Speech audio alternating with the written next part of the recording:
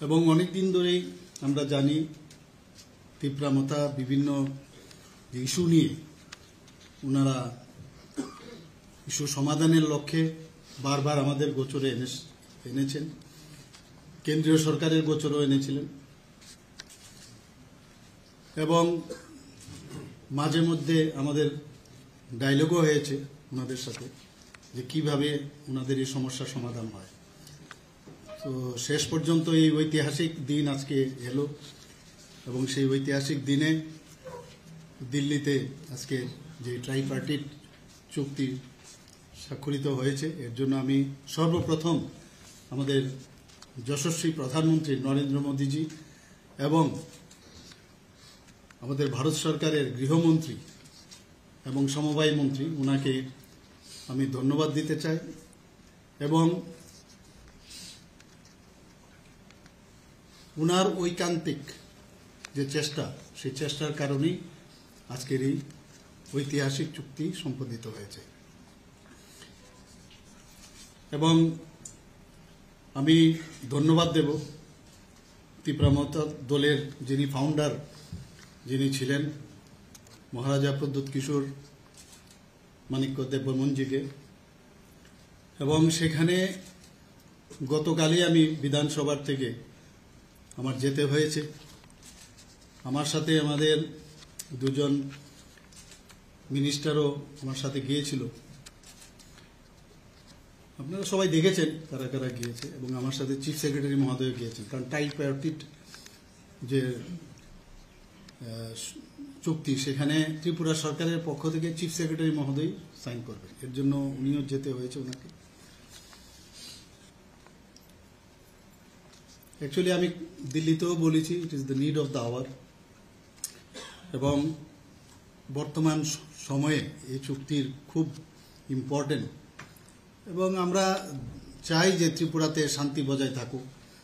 আর বারবার আমি যেটা বলি যে আমরা সমস্যা সৃষ্টি করে আমরা এই সরকারে আমরা থাকতে চাই না, সমস্যা সমাধানের মাধ্যমে আমরা এই সরকারে থাকতে চাই এবং এইবারেও কিন্তু তার প্রতিফলিত হলো।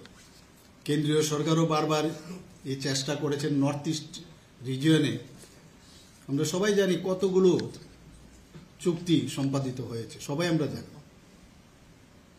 এবং মাননীয় প্রধানমন্ত্রীজি বারবার বলছেন যে নর্থ ইস্ট যদি ডেভেলপমেন্ট না হয়, এখানে যদি শান্তি প্রতিষ্ঠিত না হয়, তাহলে ভারতবর্ষ কোনো অবস্থায় ডেভেলপমেন্ট হবে না এবং শান্তিতেও থাকতে পারবে না। আগে আমরা দেখতাম যে ইন্টার বর্ডার সমস্যা ছিল, মানে এক একটা আমাদের নর্থ ইস্টের, যেটাকে অষ্টলক্ষ্মী বলা হয়েছে, মাননীয় প্রধানমন্ত্রীজি বলেন, একটা নিজের ভারতবর্ষের মধ্যেই এক স্টেটের সাথে বর্ডার নিয়ে সমস্যা, সেই সমাধানও এখন কিন্তু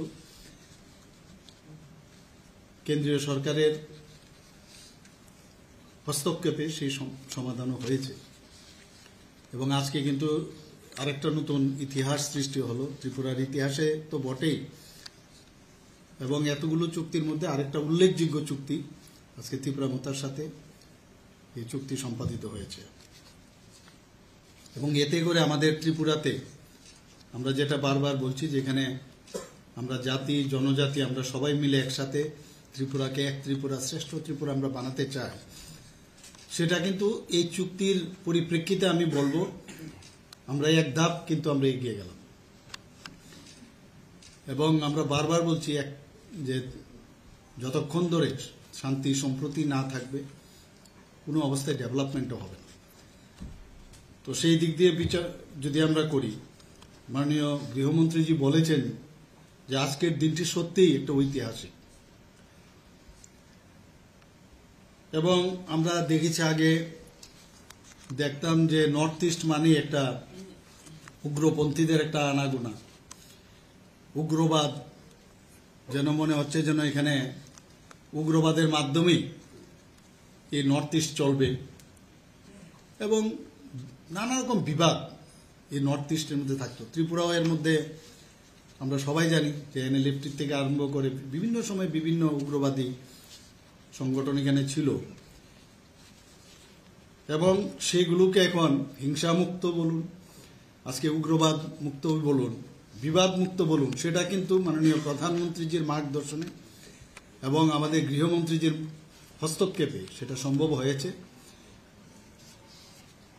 এবং ত্রিপুরায় শুধু নয়, সারা নর্থ ইস্টার্ন রিজিয়নে যারা এই বিশ্বাস করতেন তারা কিন্তু আজকে মূল স্রোতে ফিরে এসেছেন।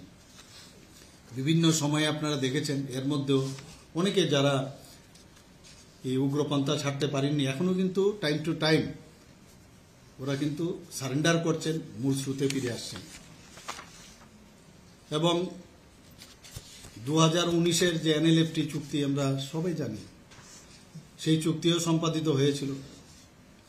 2020-তে ব্রুরিয়াং শরণার্থীদের সঙ্গে যে কোয়াড্রিপার্টাইট যে চুক্তি, সেটাও আমরা সবাই জানি।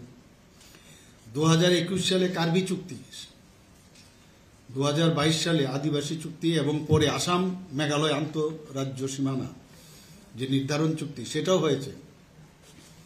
2023 সালে আসাম অরুণাচল প্রদেশ, সেখানেও বর্ডারের যে নির্ধারণ সেটা চুক্তিটাও হয়েছে। 2023 সালে ডিমাসা চুক্তি হয়েছে। UNLF চুক্তিও পরে যেটা আলফা শান্তি চুক্তি, সেটাও হয়েছে। এবং আজকে এই আমাদের ত্রিপুরা মথার সাথে আমাদের চুক্তি হল। তো কত গুরুত্ব সহকারে কেন্দ্রীয় সরকার এবং আমাদের প্রধানমন্ত্রীজি, মাননীয় প্রধানমন্ত্রীজি মার্গদর্শনে আমাদের গৃহমন্ত্রীজি যেভাবে যে সমস্যা কিভাবে সমাধান করা যায় সেটা কিন্তু বারবার আমরা দেখতে পাচ্ছি। এবং এতে করে এই যে আমাদের NDA সরকার আছে, সেখানে কিন্তু প্রায় 11টা ভিন্ন ভিন্ন যে আমাদের চুক্তি আছে, তার মাধ্যমে এই নর্থ ইস্টের একটা পিস যাতে থাকে, শান্তি যেন প্রতিষ্ঠিত হয়।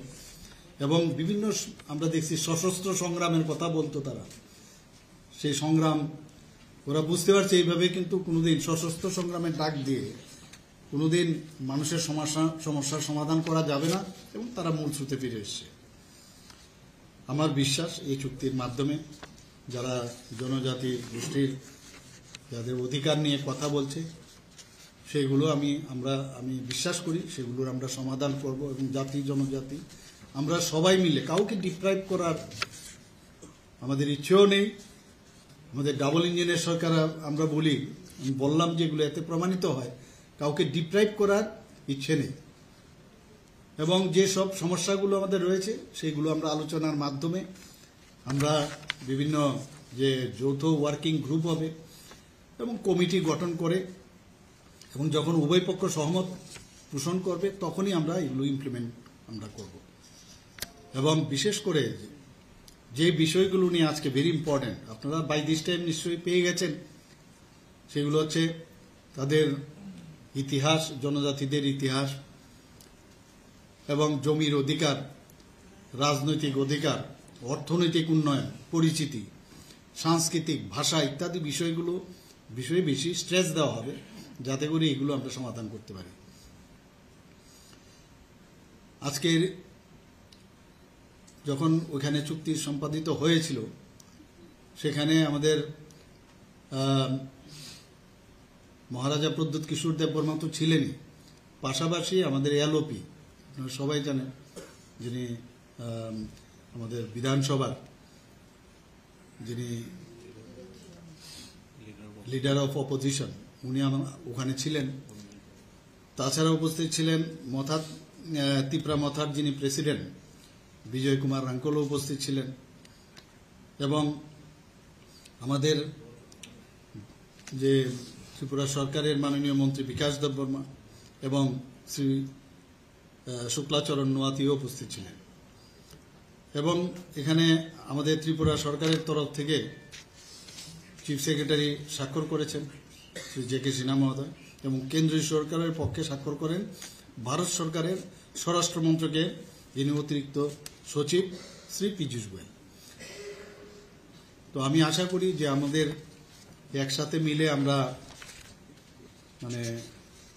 এক ভারত শ্রেষ্ঠ ভারত, এক ত্রিপুরা শ্রেষ্ঠ ত্রিপুরা অবশ্যই এই চুক্তির মাধ্যমে সেটা আমরা করব। সবাইকে অসংখ্য ধন্যবাদ। এর আগে যে ট্রাইপার্টাইট একটা কমিটি ছিল আইটিএফটির সঙ্গে, এটা কি ডিসলভ হয়ে গেছে? ট্রাইপিটি হাই পাওয়ার মোডালিটি কমিটি একটা বানানো হয়েছিল আগে। না, এখন যেহেতু এটা আমাদের হয়ে গেছে না, তো ন্যাচারালি এখন নতুন করে আমরা বানাবো। ওইটা যে অবস্থায় আছে, কিন্তু এখন যেহেতু এটা আপ টু ডেট, তো ন্যাচারালি আমার মনে হয় এটার মধ্যে আমাদের স্ট্রেস দিতে হবে। আচ্ছা, আরেকটা প্রশ্ন হলো, জয়েন্ট ওয়ার্কিং গ্রুপ হবে, এটা কম্পোজিশন কি হবে, কবের মধ্যে হতে পারে? এটা আমরা তো নিশ্চয়ই করবো। এখন তো আবার ইলেকশন প্রায়, আজকে তো ডিক্লেয়ারও হচ্ছে সব জায়গায়, ক্যান্ডিডেটও ডিক্লেয়ার হয়েছে, কিন্তু এর মাঝেও কিন্তু আমরা কাজ শুরু করে দেব কি, এবং সময়ের মধ্যেও যেন সব আমরা শেষ করতে পারি, সেটাও কিন্তু এই ট্রাইপার্টাইট যে আমাদের চুক্তি আছে তার মধ্যে বলা হয়েছে, কিন্তু একজ্যাক্ট ডেট বলা যাবে না। ইলেকশন আগে কি মানে ধরুন কমিটি ফরমেশন এবং কি মিটিং হতে না, পারে? সেটা দেখবেন যখন যখন হবে, আপনারা তো নিশ্চয়ই তার খবর পাবেন। আমরা তো চেষ্টা থাকবে, কিন্তু যেহেতু ইলেকশন ঘোষণা হয়ে গেছে, মানে ঘোষণা হতে চলছে এবং আমাদের ক্যান্ডিডেট ডিক্লেয়ার হয়ে গেছে, তো ন্যাচারালি সবাই ব্যস্ত থাকবে এখন ইলেকশন নিয়ে। এর মধ্যে আমরা চেষ্টা করব যা যা টাইম টু টাইম আপনারা খবর পাবেন, কোনো অসুবিধার কারণ আছে বলে মনে হয়।